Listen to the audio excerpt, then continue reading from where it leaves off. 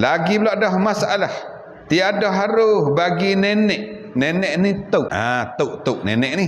Tiada harus makna tak sah. Tak boleh. Tak jadi. Kalau kita keluar pun tak boleh kata zakat. Tiada harus bagi nenek mengeluarkan zakat fitrah. Meluarkan fitrah makna zakat fitrah lah.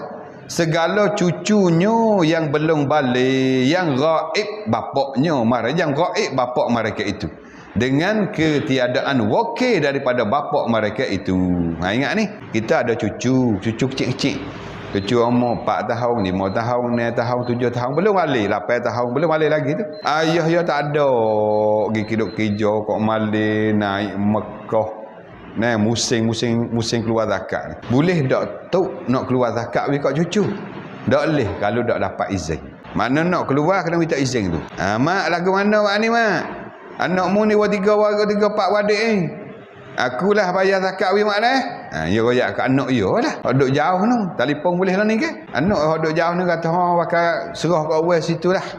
Untuk keluar zakat bagi cucu 3 4 wadik tu. Baru boleh. Kalau tak dapat wakil daripada bapak, tak boleh kita pandang-pandang. Walaupun cucu kita. Ni banyak soalan ni. Bila siapa musim keluar zakat, ada pak duk lego. Cucu ada 2 3 wadik ah. Tok ni nak keluar zakat, tak boleh. Malaikat pak hok dah lego ni izin wi. Minta wakil dulu. Ayah duk lego ni kata tak apalah, wakil kat tok dia tu lah, tok dia ada bakal serah kat tok dia.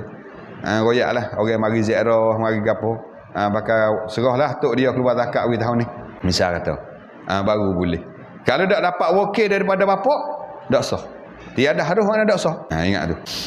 Tetapi mengeluarkan akan dia oleh hakim. Kalau pak tak ada punya nak keluar zakat ni, budak-budak ni 3 4 wadik ni, hakim. Dia tak naik kat mak dah. Bila anak saat ni tu pak tak ada pergi kerja mana-mana pun, dia atas pak situ, kat tok tak naik lagi, kat mak tak naik lagi, dia naik atas hakim. Hakim kalau kita kira oleh kampung tu email, pergi ke tu email. Lepas tu email nak keluar ambil mana duit? Ambil harta budak tu. Budak tu dia ada kat harta dia. Peninggalan daripada pak dia tu.